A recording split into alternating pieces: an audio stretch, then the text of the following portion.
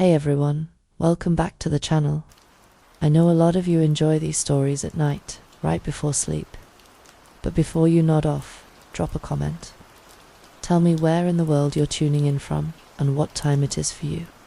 Story 1. It was October 16th, 2014. It was a quiet afternoon in the suburban apartment complex.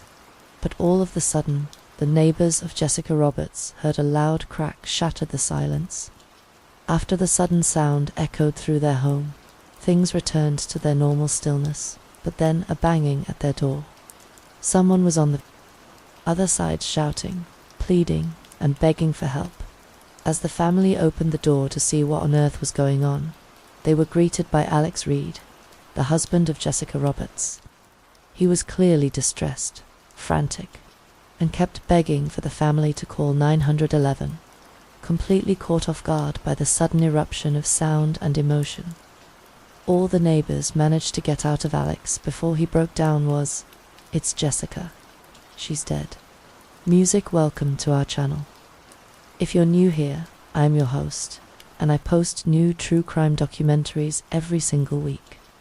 If you're watching this video, that means you're probably interested in true crime, and that's pretty much all we do here. So, be sure to hit that subscribe button. It's completely free and just lets you know when I post new videos. Jessica Rippian was born on January 11th, 1995, in a major coastal city. She had a sister named Amanda. Jessica was born a fighter. She opened her eyes 7 weeks early when her mum, Sarah, went into labor, and she weighed just 3 pounds, less than half what she should have. Even the doctors and nurses who assisted in Jessica's birth weren't sure that she would make it, but she certainly did. After her birth, Jessica was a relatively normal child for a short while.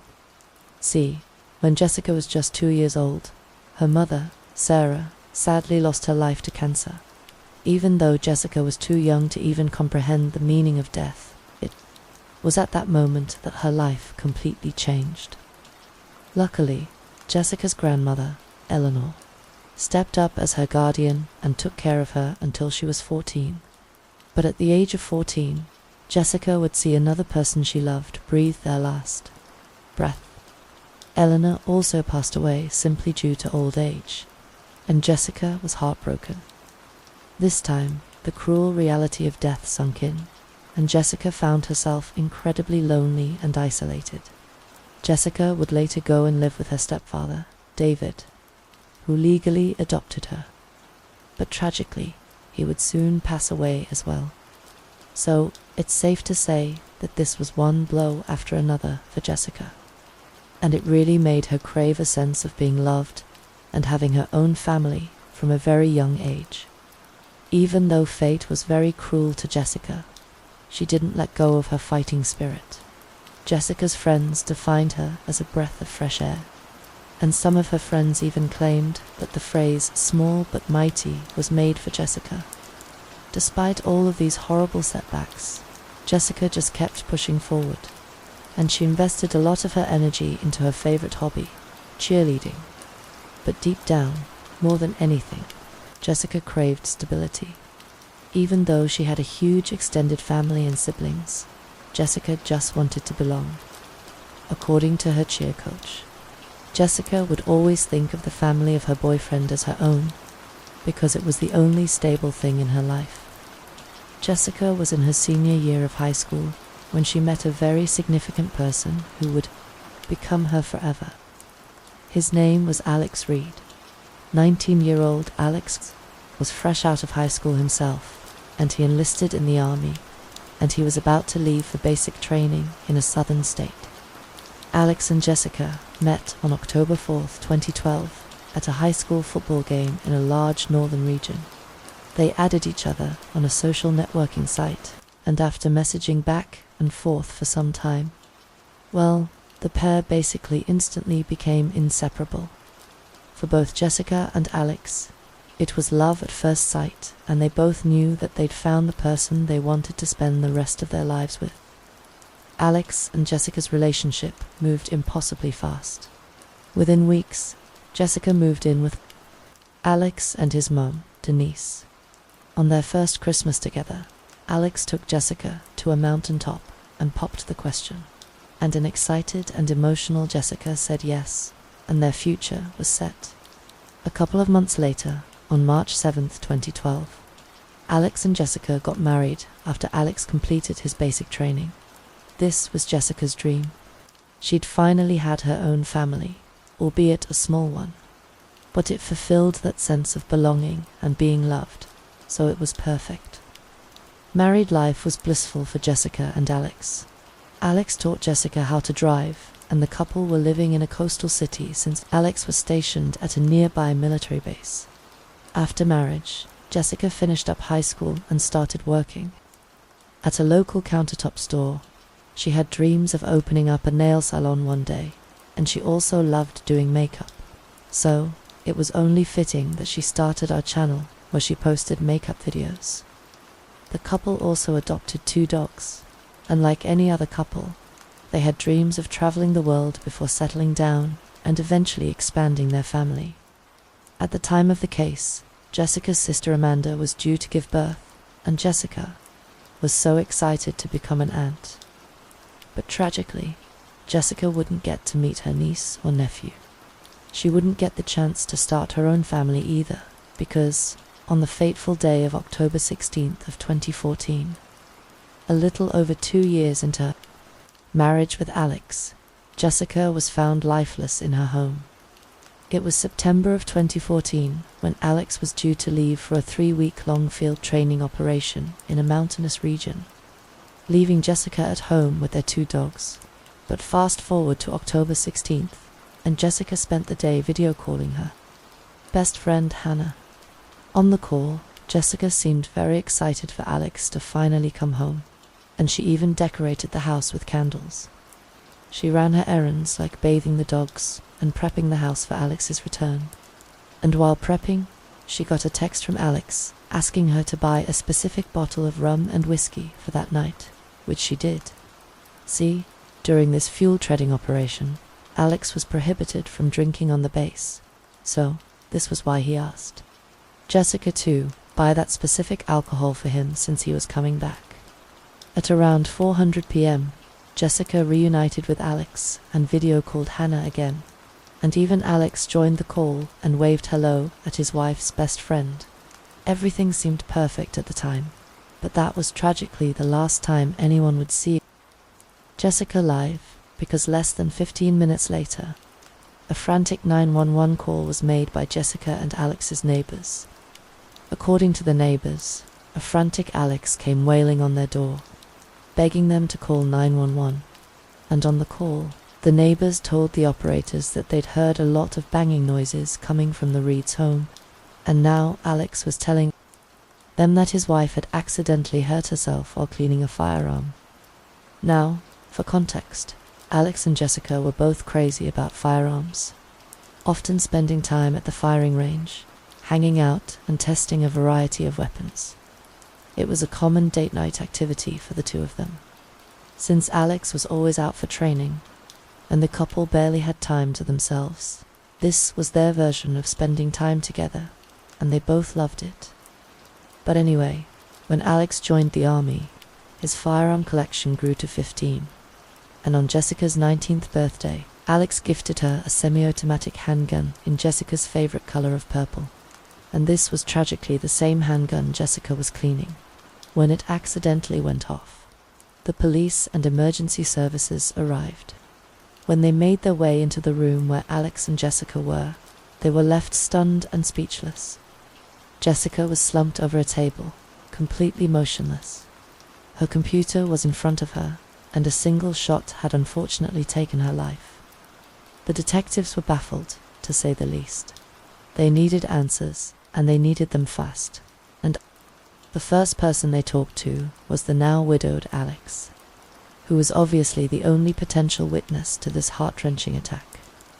When the investigators arrived, Alex was found near his car, and he was obviously distressed. He was slumped over and appeared to be sobbing. But what the detectives noticed was that Alex wasn't actually crying, he was just making sobbing sounds. And even though his eyes were tightly shut and his face was contorted, there were no tears. The detectives began questioning Alex because they genuinely needed to know what happened in the Reeds' home when Jessica lost her life.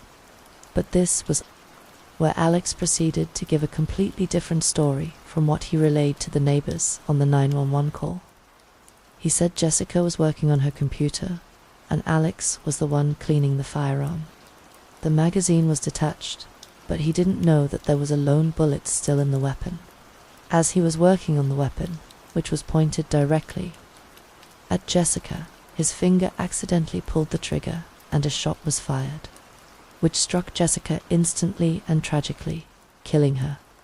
Now, this raised even more suspicions in the police's mind, and they decided to load Alex into the police car and drive him down to the station.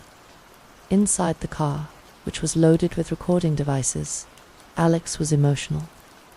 And even the police's brains were getting fried by how many times this man changed his story. 8 times, to be exact. It was clear to the police that Alex was not telling the truth, and he was just spinning tales of accidentally shooting his wife, or his wife accidentally shooting herself. Finally, at Alex's 9th attempt at revising the events of that fateful attack, he said he was the one who pulled the trigger and aimed it at Jessica, but he didn't know the firearm was loaded. First of all, even if the firearm wasn't loaded, why would you point it at one of your loved ones? But second, the wound on Jessica's head showed that the firearm was at close range at the back of her head. So, it got everyone thinking something really dreadful and dark. Did Jessica even know that Alex was pointing a weapon so close to her? It's just so terrifying to think about, regardless of whether it was intentional or not.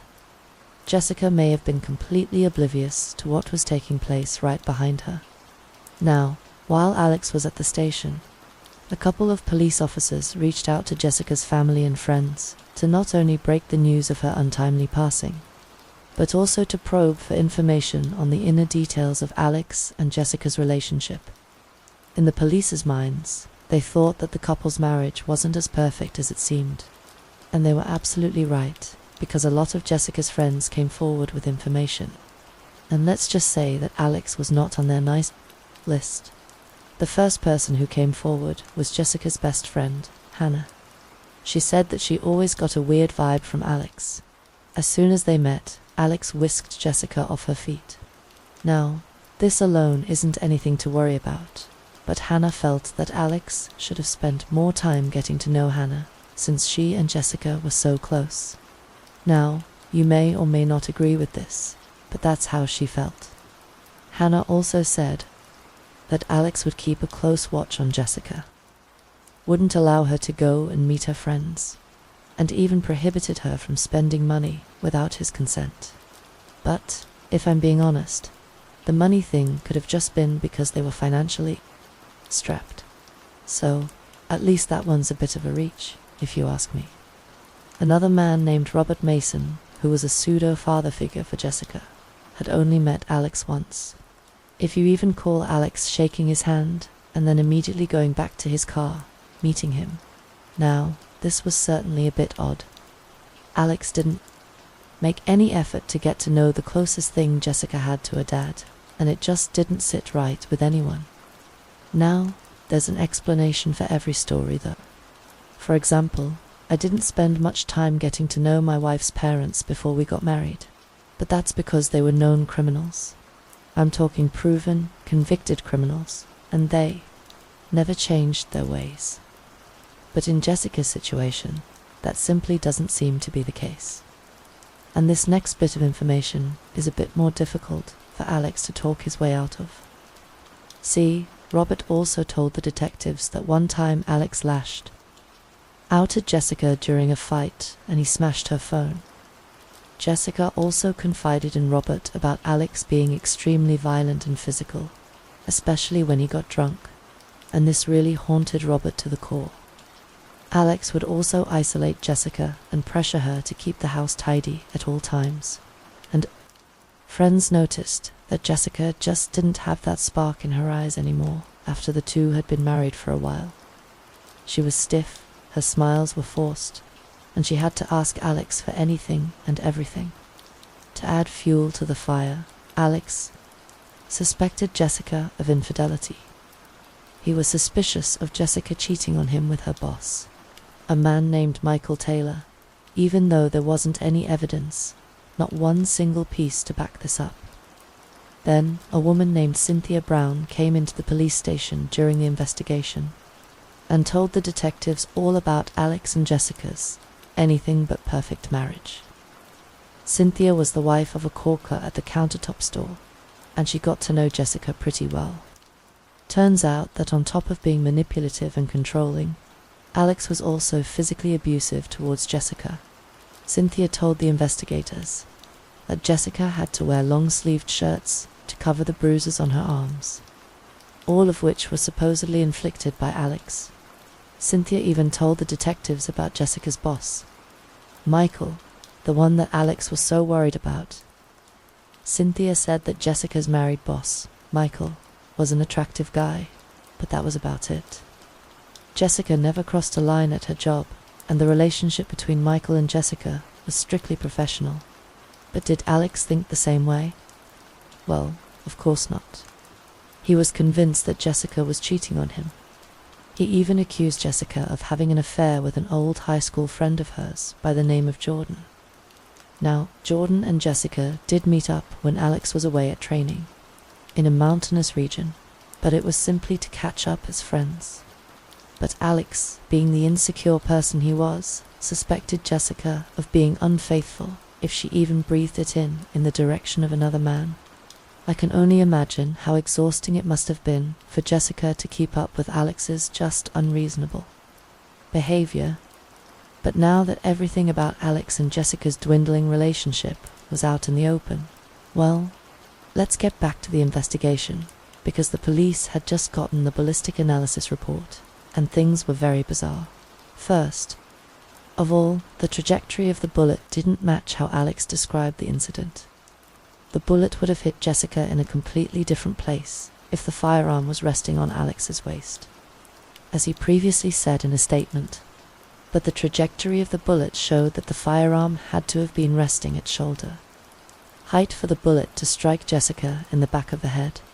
So, this proved that Alex was lying, and to add to the chilling detail of aiming the firearm so close to Jessica when her back was turned, that just makes everything worse. Alex also had a pretty serious injury on his index finger of his dominant hand, and it was the same hand that he used to do everything, even handle firearms. He couldn't have simply gotten this injury by cleaning the firearm as he claimed, but he could have gotten it by firing one. So, with all of the evidence, and even some heated text conversations between Jessica and Alex, which only painted the picture of their unstable relationship even clearer, the investigators charged Alex Reed with the first-degree murder of his wife, Jessica, and they arrested him. He was held in a county jail on a $1 million bond. Alex pleaded not guilty to the charges, and he was now awaiting trial. The trial began on January 21st, 2016, about 2 years after Jessica lost her life. The thing that's so crazy to me is that throughout the entire process, despite all of the evidence against him, Alex's mother stood by his side. And this was so heartbreaking to see. I'm sure any mother would, regardless of the circumstances. But his mum, Denise, truly hoped and believed her son was innocent. She even went as far as selling her house, her car, and expensive jewelry to pay for Alex's bail, and she got a famous defense attorney to represent her son. The prosecution presented evidence that included statements from Jessica's friends and family, the ballistic analysis, and Alex's very odd behavior following Jessica's demise. The prosecution argued that a seasoned soldier who knew firearms like the back of his hand couldn't make the mistake of accidentally firing a round that struck Jessica. For some background, Alex first handled a firearm when he was only 4 years old, which is crazy in its own right, but that's a whole other discussion. But anyway, he first used a semi-automatic handgun, the same style of weapon that claimed Jessica's life when he was only 14. So, he knew how to handle firearms, how to disengage them, and how to make them safe for cleaning or even routine checking. He'd been doing it for years. The prosecution tried to convince the jury that Alex lost control of his anger after yet another fight with Jessica about cheating on him, and he fired a single round when her back was turned. They also alleged that Alex was very detached after the fact, and instead of mourning the loss of his wife, who was the love of his life, he chose to dump all of the alcohol that he'd asked Jessica to buy for him down the sink. But during the trial, Alex continued to try to fake his emotions, but in all honesty, he was terrible at it. He'd pretend to cry, but he'd never tear up. His voice was never shaky, and he'd never show anything that resembled genuine emotion. This man was neither grief-stricken nor remorseful for what was going on. The defense, on the other hand, was trying to get rid of the first-degree murder charge. The famous defense attorney said that Alex didn't intentionally end his wife's life. It was just a tragic accident, and Alex was guilty of manslaughter at best. The trial went on for a month, and in the end, the jury reached a verdict. On March 3rd of 2016, Alex was found not guilty of first-degree murder, but he was guilty of first-degree manslaughter. The prosecution couldn't convince the jury that Alex had intentionally ended his wife's life. This was a devastating moment in the courtroom, but the worst was yet to come for Jessica's loved ones. On March 25th of 2016, Alex Reed was given the highest possible sentence for the charge, and that was 13.5 years in prison. And he's scheduled to be released in 2029. But at the end of July of 2020, Alex's case resurfaced. He claimed he was given the highest sentence for the manslaughter charge, but his young age wasn't even considered. Alex's attorney stated that this sentence was a, quote, miscarriage of justice. It was alleged that the jury didn't consider his youth and immaturity when giving him the highest possible sentence. But accident or no accident, need I remind you that this awful human being is in prison serving a measly 13.5 years for shooting his wife. Alex's defense team argued that even though he behaved recklessly, the jury failed to understand that the recklessness is, quote, the very hallmark of youth. So, is the defense implying that a young person can commit cold-blooded murder, end someone's life, and not face the consequences just because young people are typically immature and reckless? Well, thankfully, the jury pushed this appeal too. The side and sternly stated that being young and reckless doesn't give anyone a free pass to commit heinous crimes. So Alex will have to spend his life behind bars until 2029. Alex's sentence was a punch to Jessica's family's gut. 13.5 years was nowhere near long enough to give justice to Jessica, who lost her life so callously at the hands of her own husband, who was not only manipulative, but also abusive. Robert was not Jessica's biological daughter, but he loved her just the same. And one of Robert's fondest memories with Jessica is when she used to dash through the front door and embrace him in a big bear hug. Robert was crushed that he'll never get to see Jessica's smiling face or hear her voice again. Jessica's sister Amanda wanted to see her grow up, have kids, and watch them live their lives together. But sadly, she'll never get to experience that, all because her brief 19 years of life were cut short, and that to buy someone she believed would be with her forever, for better or worse. A candle-lit vigil was held for Jessica on October 26th of 2014, with everyone sharing heartwarming and happy stories of Jessica and how she impacted so many lives just by being herself. This case is so heavy and tragic, and to think that a jealous, controlling, and manipulative monster got a joke of a sentence for ending his wife's life just makes this case so much worse. Jessica was a fighter. She came out smiling when all the odds were against her. And to think that she had to lose her life like that so unreasonably is just devastating. In cases like this, there is no silver lining. There's only hurt and hopelessness. Jessica lost her life for no reason at all, and the man that did it to her isn't even being properly punished. When you hear about so many true crimes like this, it can leave the world around you feeling pretty dark. But one of the easiest ways to keep yourself from becoming a true crime story is to stay connected. And the easiest way to do that is having good, stable cell phone service. And a wireless provider, the sponsor of today's video, has you covered. A wireless provider has reimagined the wireless shopping experience from the ground up. No stores, no salespeople, just simple online sales. Every wireless provider plan includes unlimited talk and text using the nation's largest 5G network and free calling to Mexico, Canada, and the UK. The great thing about a wireless provider is that you can save money depending on how many months of service you commit to. You can sign up for a plan for as little as 3 months or as many as 12 months. The more months you commit to, the lower your price. With a wireless provider, you won't be persuaded into buying some huge data plan that includes a bunch of features that you don't want. Most Americans use about 7 or 8 gigabytes of data each month. So, if that's you, why pay for more than that? A wireless provider offers monthly data plans such as 5 gigabytes, 15 gigabytes, 20 gigabytes, and even unlimited data. Switching to a wireless provider is also super easy. You can sign up and activate your device with an ESM within minutes, and all from the comfort of your own home. And in a survey, 96% of a wireless provider users rated themselves as highly satisfied with a wireless provider's customer care.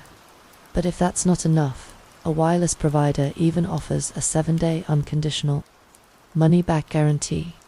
So, you really have nothing to lose. Visit the link below or scan the QR code on screen to switch. New customers can get their premium wireless plans starting at just $15 a month. Thanks to a wireless provider for sponsoring today's video. They won't find anything unless they move the concrete. This phrase sent police into a frenzy, as they spent hours upon hours digging up grass, dirt, and animal bones. They finally found what they were dreading: human remains. Dental records confirmed that these remains belonged to Sarah Miller, but piecing together what happened to her, that was a different task entirely. How is it that an ordinary day with friends could have ended so badly?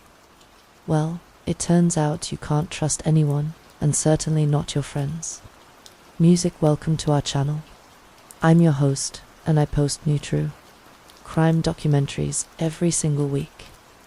So, if you're interested in simple classic true crime, then you've come to the right place, because that's pretty much all we do here. So, be sure to subscribe. It's completely free, and it just keeps you up to date with my future videos. Sarah Miller was born on September 4th of 1995, and was the youngest of 3 siblings. Her dad, Julian, was in the Marines. So because of this, the Miller family traveled a lot. Right after Sarah was born, the family would bounce from place to place, from a major island state to a small southern city, and even a southern coastal city. Before long, the Miller family made it to a small farming town, which was their permanent home, and this was also the time when Sarah's parents, unfortunately, went their separate ways. And Sarah dealt with all the emotion and trauma that comes along with a major family shift like this. Sarah, even as a young girl, had a huge heart, and she just wanted to help all the animals out there, which is why she'd often bring home stray animals and insist that her family help nurse them back to health and give them a home. This seems to have been a recurring theme for her, and her mum recalls multiple times when Sarah would just show up with a new animal to care for. Sarah, by the time she turned 18, was extremely responsible. She didn't get into trouble. She wasn't a party child, and she was on her way to do great things. She had multiple dreams that she was considering pursuing. Obviously, she wanted to help animals, but she also had a pretty serious interest in the automotive world too, and was considering becoming something along the lines of a mechanic. But one night, in November of 2013, would end all of these dreams in the blink of an eye. Because after a night out with friends, Sarah would never come home. November 17th of 2013 was a busy day for Sarah. She spent the day at home, but as evening rolled around, she actually had plans of visiting her friend, Grace, who had just given birth. Now, we all know that Sarah loved children, animals, and babies, so she was not going to miss out on this. Grace had invited some of her other friends to Ed was more like a little gathering at her house for everyone to meet the newest addition of her family. So Sarah left Grace's house at 9 p.m., but she still had other plans after that. She met up with her sister Hannah and the kids for dinner, and after that, they were going to rent a movie and spend the night at Hannah's. This was Sarah's definition of a perfect night. Meeting an adorable baby, coming back home to her sister and her kids, having dinner with them, watching a movie, maybe having a late night snack, and then calling it a night. Life couldn't get any better for Sarah, but it would end in tragedy. After the movie ended, all of them went to bed, and Sarah was going to sleep on the couch. The next morning, on November 18th, Hannah came out of her bedroom ready for work when she noticed that Sarah was nowhere to be seen. Now, this was slightly alarming for Hannah, because Sarah wasn't the type of person to just up and leave without telling anyone. So, Hannah did the first thing that came to her mind, and she called Sarah, but she wasn't picking up her phone. When Hannah looked out the window, she noticed that Sarah's car was gone. So, she figured that maybe Sarah left it in the middle of the night for some reason. The next thing Hannah did was call her mom, Elizabeth, who was working at a local bar the night before. Now, this was when Hannah got to know about a strange event that confirmed that Sarah had indeed left the house the night before. See, Elizabeth was working her shift when, at around 2:30 a.m., she received a message from none other than Sarah. It was a bit unusual, but it wasn't anything alarming. Sarah just asked her mum if she needed a ride home. Now, for some context, Elizabeth's car was at a repair shop, so she was actually grateful that Sarah was coming to pick her up. But the thing is, Sarah never came. Elizabeth waited for her daughter outside the bar for almost 30 minutes and kept calling her, but there was no answer. Elizabeth wasn't too worried because she thought that maybe Sarah had just fallen asleep. So, Elizabeth made the short walk to her friend's house and spent the night there. But when she got the call from Hannah and she realized that no one had heard from Sarah, that was when both women started to get anxious. They called everywhere, Sarah's friends, local hospitals, but no one had seen or heard from Sarah. That was when Elizabeth and Hannah called the police at around 5 p.m. But the detectives were in no hurry to make a missing person report. They pulled the classic police maneuver and said that Sarah may have run away and was just blowing off steam somewhere. The detectives wanted to wait 24 hours before they officially reported her missing, which is unacceptable no matter the circumstances. Elizabeth and Hannah tried to reason with the investigators and stressed that Sarah would never just leave like that. She had no reason to. But did the detectives listen? Well, of course not. They did exactly what they said, and they refused to list her as a missing person until the following day. But then they later put out an APB for Sarah's car. They didn't have to wait long though, because Sarah's aunt Linda saw her car on the road the following day.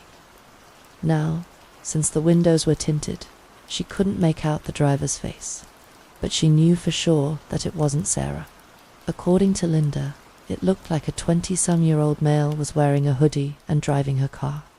She and her son followed the car, but ended up losing sight of it when it made a turn, and then it was nowhere to be seen. Eventually, the car was found abandoned at a different apartment complex, which just so happened to be the apartments where Sarah was living. Linda called the police and notified them of this discovery, and when the detectives got there, they searched the car, but there was no sign of Sarah.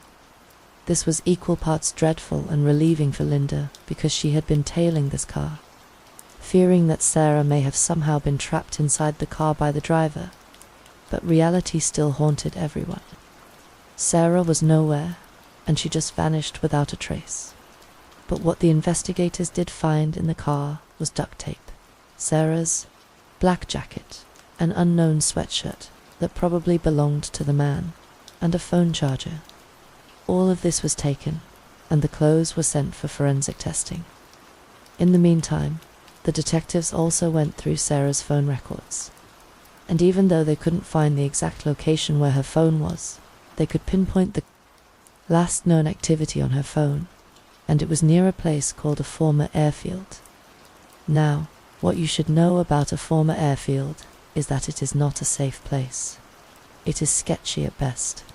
There's a lot of criminal dealings and adult work in the area. So, imagine the surprise of Sarah's family when they found out that her last known location was near this area. Now, considering Sarah was about as clean-cut as it gets, she most definitely wasn't involved in adult work or any other type of crime for that matter. So, why would she be here, of all places? Was she kidnapped? Did someone lure her there? And was she even still alive? As the police were trying to figure things out, they wanted to talk to all of the people in Sarah's life. The first person of interest was Sarah's ex-boyfriend, Mark. He and Sarah dated for a long time before mutually calling it quits. There was no bad blood between them, and Mark was genuinely worried for Sarah and where she could be. And also, Mark had an airtight alibi the night that Sarah went missing. The next person was another young man named Peter.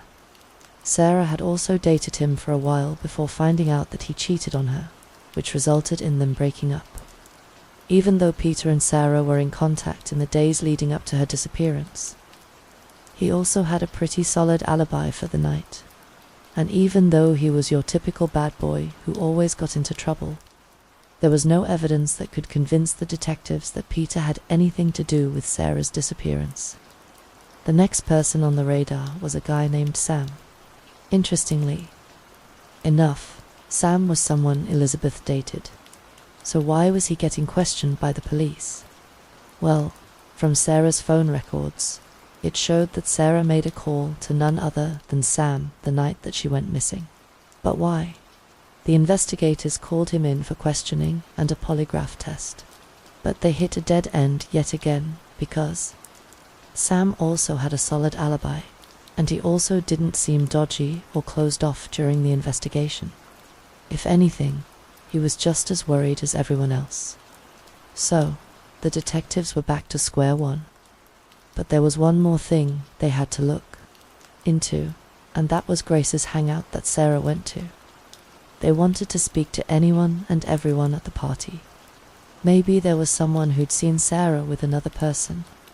Maybe they could provide more details as to how Sarah was behaving before she disappeared.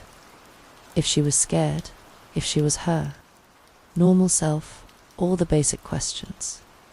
So, that was when everyone from the party was questioned, and one of them was Thomas Gomez. He was initially questioned by the police on November 25th, and he gave his version of events. Thomas was a friend of a friend who basically knew Sarah through a mutual friend, and they didn't really know each other very well personally. But they were friends with one another for sure. Thomas also said that he and Sarah left around the same time, and he didn't know what happened from that moment onwards. Now, you may think that this was another dead end, and the detectives were just wasting their time looking in the wrong direction. Thomas didn't really know Sarah, so he couldn't possibly know what happened to her, right? Well, something about Thomas and his story didn't sit right with the police. They couldn't do anything about it because they lacked evidence, but they decided to keep tabs on this guy just in case. 2 weeks later, on December 9th, Thomas was called back to the police station for another interview. And this time, in a sworn statement, Thomas's story changed completely. Thomas went on to admit that what he said on November 25th was a complete lie. Thomas did in fact meet Sarah afterward, but not in the way you think. They added each other on a social networking site, and then chatted there. Thomas invited Sarah over to his house, where they would smoke illegal substances. Now, Thomas admitted that he wanted to be friends with Sarah, or something more, and he just wanted to have a good time with her. He said that Sarah did come over that night, but Thomas didn't have any illegal substances on it. So Sarah left to get some for them, but she never came back. Now, this was bizarre. First of all, and I know I sound like a broken record, but Sarah didn't dabble in illegal substances. So, how would she know where to find them at the most ungodly hour of the night? Second, even though Thomas swore up and down that he had nothing to do with Sarah's disappearance, even though he was technically the last person to be with her, this was classic suspect behavior, and the detectives knew that. If that wasn't suspicious enough, can you take a guess where Thomas's house was? Well, if you said a former airfield, then you'd be absolutely right. If you remember, Sarah's last known location was within 1 mile of a former airfield, but it wasn't going to be easy for the investigators to convict Thomas of whatever he did to Sarah, because there was no physical evidence that could tie him to her disappearance. So, the detectives had to question Thomas again and again in hopes that maybe he would slip up and give more details. In the meantime, Thomas's house was also searched by the police. But since Thomas had recently moved out, a lot of things had changed, and finding evidence was getting harder and harder. But do you remember the male sweatshirt that was found in Sarah's car? Well, it turned out that belonged to Thomas. And this forensic tests confirmed that DNA found on that jacket belonged to Sarah, so Thomas couldn't deny it any longer. He was with Sarah the night she disappeared. But as much as I hate to say this, the investigation for Sarah's disappearance went on for years after this. Sarah disappeared in November of 2013, and now it was nearing a little over 4 years later when Thomas was questioned for the upteenth time. But this time around, the interview was held at a local correctional center. Now, why, you ask? Well, it turns out that Thomas was now serving a sentence there. He was charged with stalking an ex-girlfriend of his. So, you can already guess what a guy Thomas was by this point. It also turns out for 4 years, this guy withheld information about Sarah, when the police were certain that he knew more than he was letting on. It wasn't until July of 2018, when an inmate from the same correctional center where Thomas was, came to the detectives with some very disturbing information. He said that during a conversation with Thomas about his home getting searched, Thomas flat out said, quote, "They wouldn't find anything until they moved the concrete. LA for whatever happens after the fact." But all this aside, he begged the Miller family to forgive him and not seek revenge. His exact words were, quote, "Just remember, don't seek revenge, seek justice. Don't hate your enemies, love and forgive them." I am truly, honestly, at a complete loss of words. But let's just get back to the trial, because this nuisance deserves to suffer behind bars for what he did. Sarah. The trial was held in 2022, and the jury wasted no time in coming to a decision. 29-year-old Thomas Gomez was found guilty of murdering Sarah Miller, and he was sentenced to life in prison. It only took the jury 14 minutes to determine the sentence. 14 minutes. That's how guilty this man was. Sarah's family felt like they were hit by a tidal wave when they found out that the investigators had recovered her remains. Her mum and sister were so devastated by what happened to Sarah, to not see or hear from your child for more than 5 years, living in this pit of uncertainty and dealing with leads that were more and more horrific as they went. These 5 years have been brutal for Sarah's family. The only silver lining is that they got to bring Sarah home and lay her to rest peacefully. Sarah's funeral was held on December 4th of 2018, and everyone said their final goodbyes to a young woman who would have been a pet lover, a dang good mechanic, and a source of joy for everyone. Sarah's mum, Elizabeth, misses her daughter's warm smile and voice terribly. Elizabeth said that planning her daughter's funeral was the hardest, most heartbreaking thing in her life, and she prays that no parent ever goes through this. We can only hope that the Miller family finds peace after this tremendous loss, because there are literally no words to describe how awful this case was. Illegal substances are bad enough, and they can ruin lives in every sense of the word. Even if Thomas initially had no intentions of harming Sarah, it's just another glaring example of why drugs are so incredibly catastrophic, and how losing yourself in them will only lead to heartache one way or the other. What if someone told you back in the 80s, or 9 South, that you'd be handling a cab on your touchscreen phone in the not-so-distant future? You'd think it'd be impossible. Well, that wasn't until 2002 when someone came up with this exact idea, and by 2009, an online ride-sharing service came into being, and other online cab services followed suit. Today, online cab service apps are a staple on many people's phones. Well, in May of 2017, 4-year-old Stephen Taylor was an online ride-sharing service driver alongside juggling 2 more jobs. When he got a request for a ride that was a few blocks away from his location, he couldn't say no. But 2 minutes into the ride, Stephen would lose his life after he was mercilessly attacked by the very person who hailed that taxi. The case of Stephen Taylor is so tragic, and the saddest part is that it could have all been avoided. But the most unsettling part of this whole case is the person who committed the crime. Because who they were and what caused them to snap, well, no one saw it coming. Music, welcome to our channel. If you're new here, I'm your host, and I post new true crime documentaries every single week. If you're watching this video, that probably means you're interested in true crime, and that's pretty much all we do here. So, be sure to hit that subscribe button. It's completely free, and it just lets you know when I post new videos.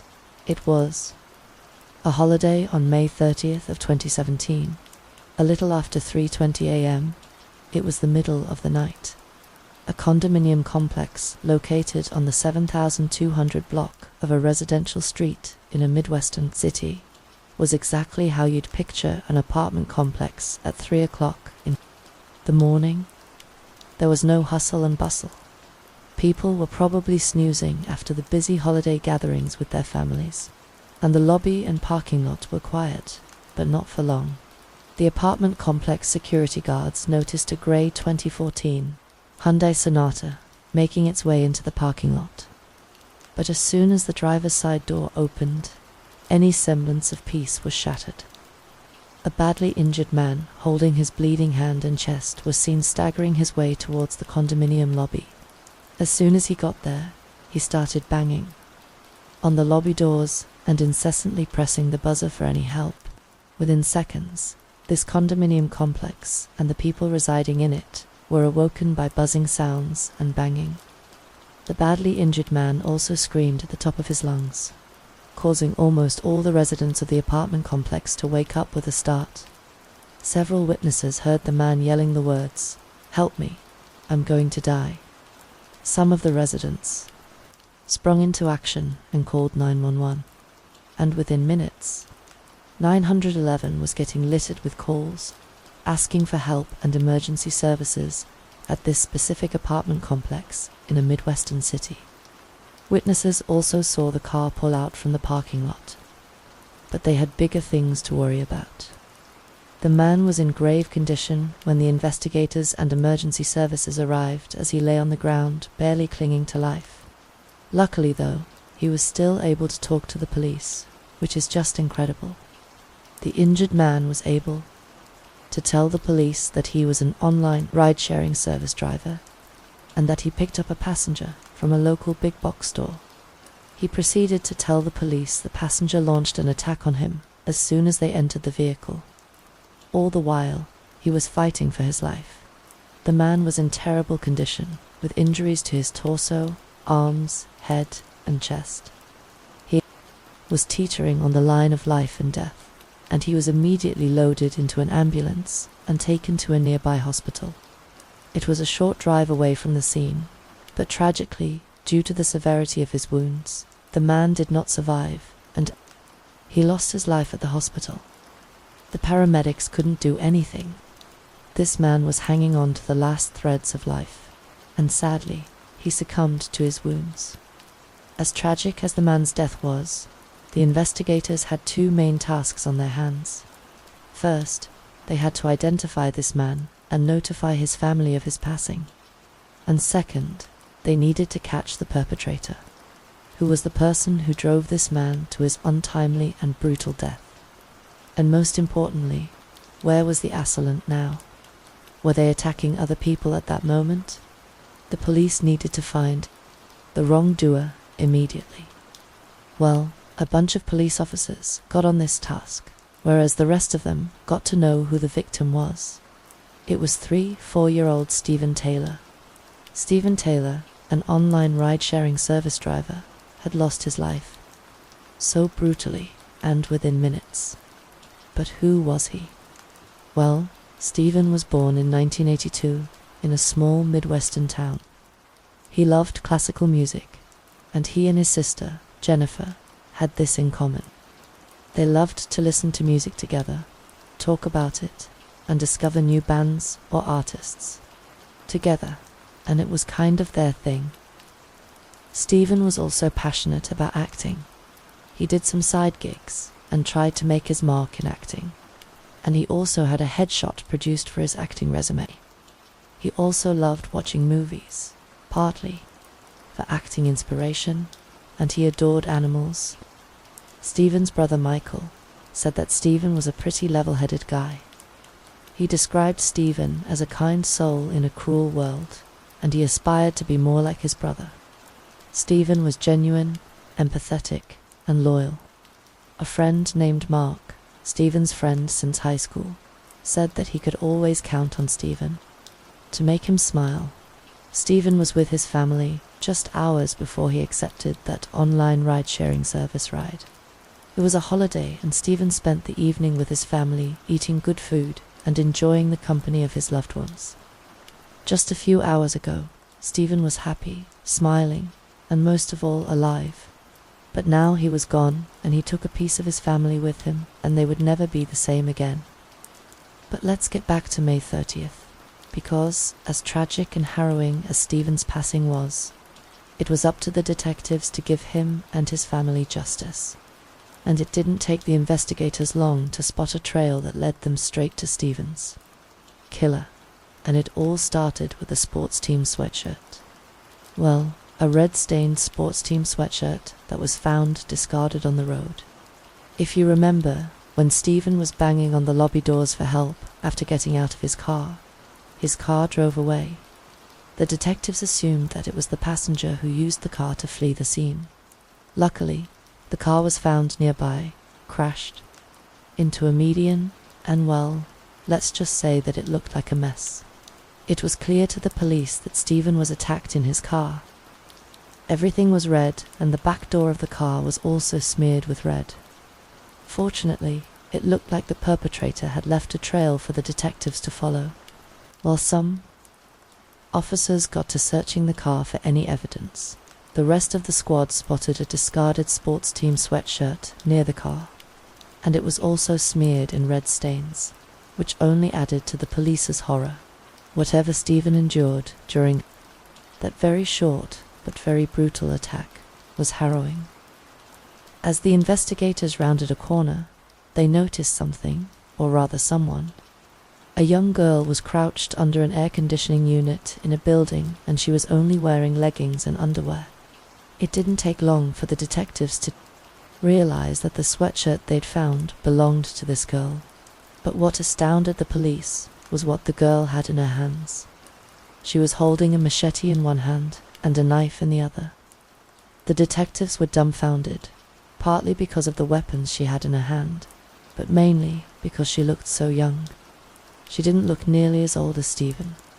But the investigators had other, more important things at hand, and one of them was disarming her. Well, it was harder than they thought, because as the detectives approached her and demanded she drop her weapons, the girl ignored them and wasn't letting things go. This left the detectives with no choice but to subdue her with a taser, which caused her to drop the weapons, and the investigators were able to handcuff.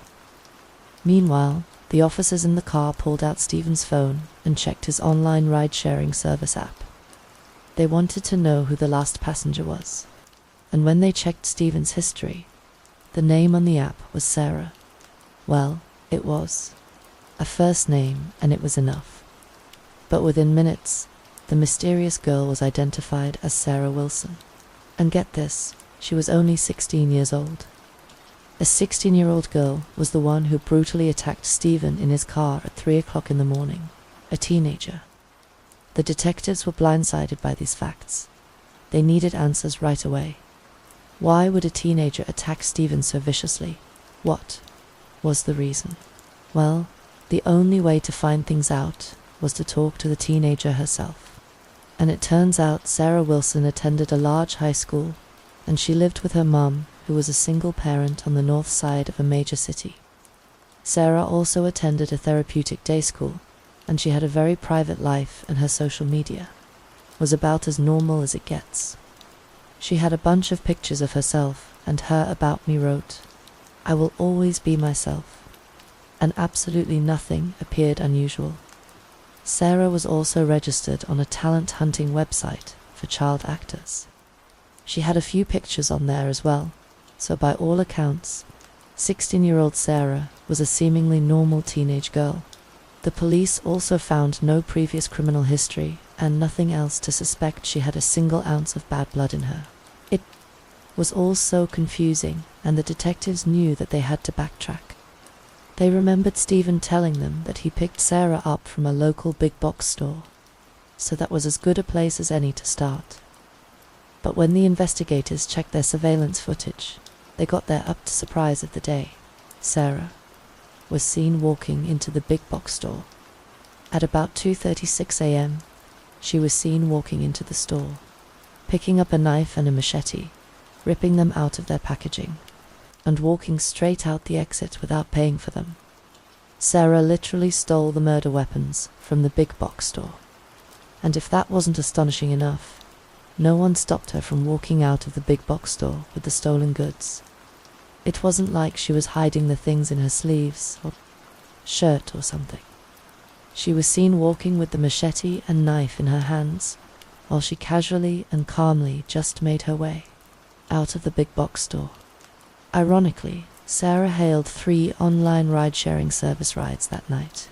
Her inexplicable adventures starting at about 25 a.m. on May 30th. The first online ride-sharing service ride took her to a train station in a different suburb. Now, we don't know what she did there, but almost an hour later, at 218, she booked another online ride-sharing service ride, and this one took her to the big box store in a different town, this being the big box store from which she shoplifted. After walking out of the big box store, Sarah walked around a bit before she requested her final online ride-sharing service ride with none other than Stephen at 3:18 a.m. Stephen was a few blocks away from Sarah's location, and he accepted the ride for some extra cash, this being just a few short hours after having dinner with his family. Within minutes, though, the ride turned deadly, and Sarah out of nowhere attacked Stephen with the weapons that she'd stolen from the big box store. Stephen suffered almost half a dozen wounds, and that was when he made an abrupt stop at the apartment complex, practically jumped out of his car and screamed for help before tragically passing away. Sarah, after the attack, got into the driver's seat, but she only got so far before crashing into a median. That was when she got out, discarded her sweatshirt, but still had the weapons in her hands. She made a stop at a building on a different residential street, where she was later discovered and arrested by the police. Now, there are a lot of things that are very unsettling about this case. First of all, why was Sarah even allowed to go out in the middle of the night? What was she doing? Where were her parents, for one? And was she looking for a victim? Or did something provoke her to do the unimaginable? Keep in mind, Sarah took 3 online ride-sharing service rides and the first 2 drivers were unharmed. So, what happened during that final ride that led Sarah to attack Stephen? Secondly, why didn't anyone at the big box store stop Sarah with the stolen items? Even the CCTV footage showed 2 or 3 people in close vicinity to Sarah, and none of them reported her for shoplifting. If only someone had reported her, then the detectives would have come and arrested Sarah for shoplifting, and maybe the attack on Stephen could have been avoided. Well, after the police arrested Sarah, she refused to explain anything. She wouldn't reveal her motive and really clammed up in general, hardly speaking to the detectives at all. The investigators needed to talk to people who knew Sarah to figure out why she did what she did, because the murderer, a teenager, was not cooperating. When detectives got to know that Sarah attended a therapeutic day school, their ears perked up. They wondered, could Sarah be battling some sort of mental health issue that caused her to spiral and commit such a heinous crime? Now, I'm not saying that people with mental illnesses get a free pass to do anything they please. But in Sarah's case, the police needed to uncover the motives so they can at least make sense of what was going on. According to a principal of a high school, Sarah was in and out of therapeutic schools all the time. What's interesting is her case manager even told the principal that she shouldn't have even been enrolled in that school in the first place. So why was she eventually enrolled? Well, we'll never know. We also don't know if the investigators conducted any toxicology reports or any psychiatric evaluations on Sarah. And even if they have, the results of these evaluations at least haven't been made public, which makes this case all the more frustrating. But it is understandable considering she's a minor, or at least she was at the time of the case. But one thing that the police did rule out was the possibility of self-defense. Sarah had no defensive wounds on her body, and nothing pointed towards the fact that Stephen made her uncomfortable during the ride, or that there was a reason that Sarah attacked him in the first place. But if Stephen didn't provoke Sarah in some way, then what did? If Sarah thought that she could get out of this by staying quiet, that wasn't going to happen. She was going to stand in front of a court and face the consequences of her actions, regardless of her reasoning. Sarah was arrested and charged with first-degree murder on May 31st, just a day after she committed the crime. She was kept at a juvenile facility and was ultimately decided that she would be tried as an adult, despite her obvious struggles with mental health and quite possibly her previous trauma. Speaking of being behind bars, Sarah was not an ideal prisoner. She racked up over 450 violations while being held in prison. The violations ranged from unauthorized movement to attacking prison guards to attacking other prisoners. It was also reported that Sarah would repeatedly bite, kick, and strike any prisoner or prison guard if they tried to touch her. This girl was insane and likely clinically so. To add to that, Sarah also resorted to harming herself in prison multiple times and had to be taken to a large hospital in a different county about 6 times. At one point, she even wrote the word "die" in big red letters on the wall of a prison cell after harming herself, and it was all just so disturbing. To top this off, a fellow detainee also came forward and shared some very eerie details about Sarah that she'd learned after being left alone with her. According to this person, Sarah wanted to go on a killing spree, and she had loads of information and knowledge on how to dispose of body parts without getting caught. This was highly alarming behavior for a teenager. I mean, who in their right mind fantasizes about harming people and getting away with it? Now, watching true crime shows and spitballing ideas around, that's one thing.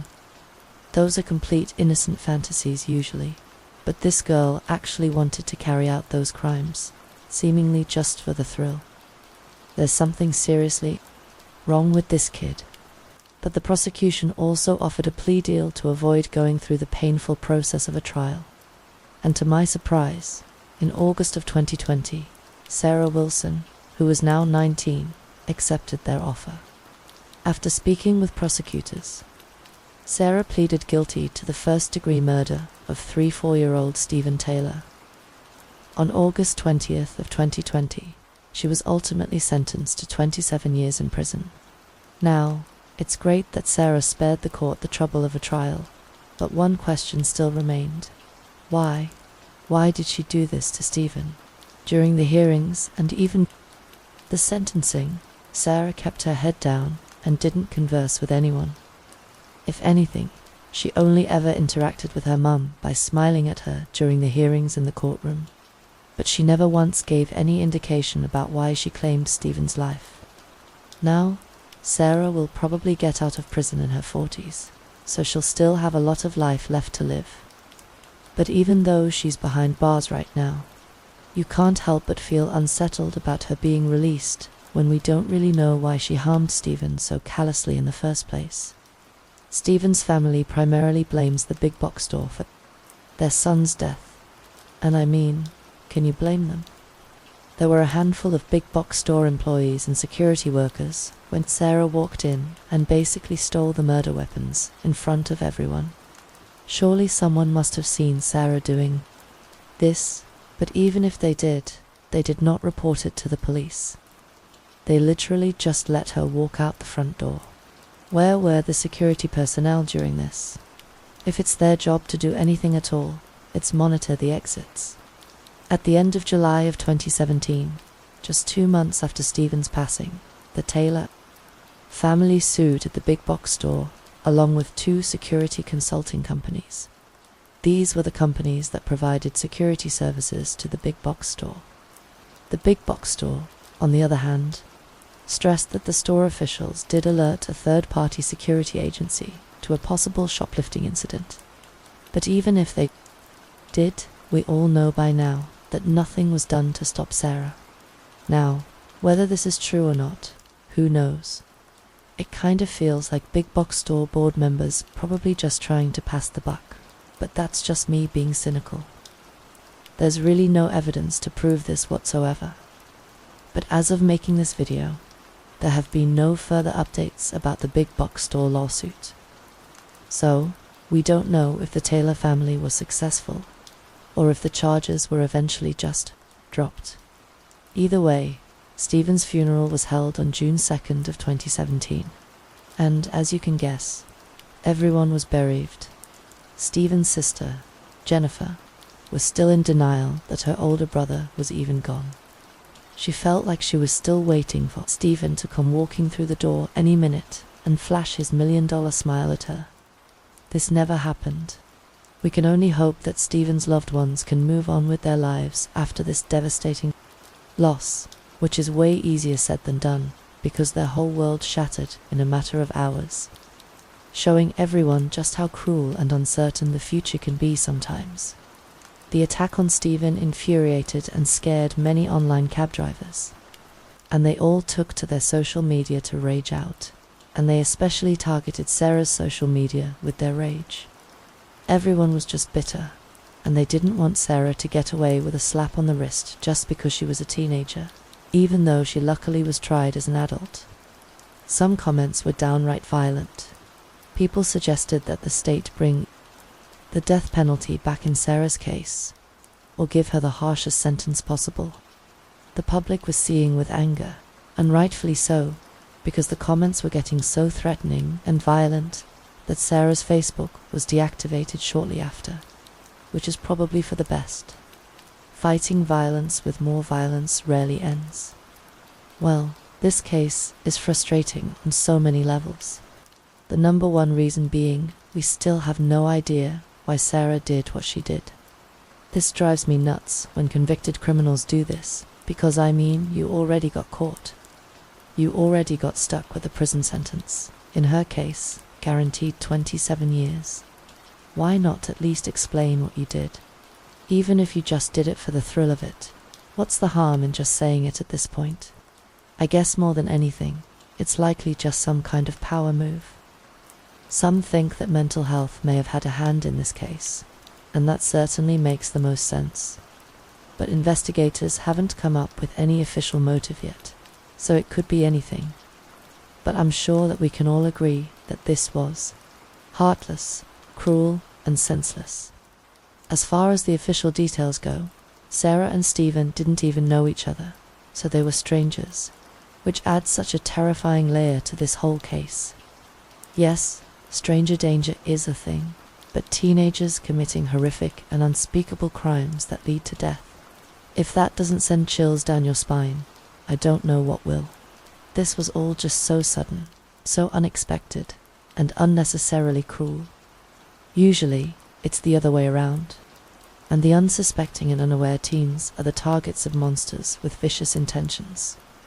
But this case turned the tables rather quickly, and it left everyone feeling helpless and in fear of their lives. Cases like this can't help but make your skin crawl. It begs the question, are we ever truly safe? And as scary as it may seem, I think the answer is a resounding no. It's September 15th, 2014, in a coastal town. The sun has just risen. The weather is pleasant. It's humid, but there's a fresh ocean breeze cooling everyone down. People are flocking to the shore of the beach. They're putting down their beach towels, sunbathing, and having a great time under the blue sky, and listening to the gently crashing waves nearby. Some are even nursing pina coladas while admiring the view. There are people everywhere, locals, tourists, and even journalists. The scene looks like a vacation from your dreams, right? But there's also another group of people at the same place. And from the looks of it, they don't look like they're dressed for vacation. They're not in swimming trunks or bathing suits. They're wearing police uniforms. They're investigating a crime smack dab in the middle of the beach where people are gathered. The very place where people are sipping on beverages and sunbathing is the place where 2 bodies have been found. And now the whole crime scene is contaminated. Music, welcome to our channel. If you're new here, I post new true crime documentaries every single week. So, if you're interested in simple, classic, true crime without a bunch of new wave hoopla, then you've come to the right place. And while you're here, consider hitting that subscribe button. It's completely free and just keeps you up to date with all of my future videos. Hannah Witheridge was a 23-year-old young woman from a seaside village who was really fond of backpacking and adventuring. She wanted to work for children in the field of education, so it was only fitting that she enrolled in a well-known university, for where she graduated with a degree in education. But she wasn't done. Hannah then got into another university, where she started her postgraduate studies in speech and language therapy. Not only did Hannah have dreams of becoming an educator for younger children, but she specifically wanted to focus on those that had disabilities and disadvantages. But before she could really take the plunge into the field of education, Hannah opted for a peaceful getaway. On August 25th of 2014, Hannah packed her bags and booked a flight to a coastal town, which is a very attractive spot for tourists from all over the world. Hannah was not new to backpacking. She loved the concept, and she wanted to explore the country while on a much-needed break from her studies. So, she went to the coastal town with 3 of her friends, and they planned to have a great time there. On September 14th of 2014, Hannah and her friends made plans to go to a bar called AC Bar, where they would drink, eat, and have a fun night out. Now, this bar was a hot spot for tourists.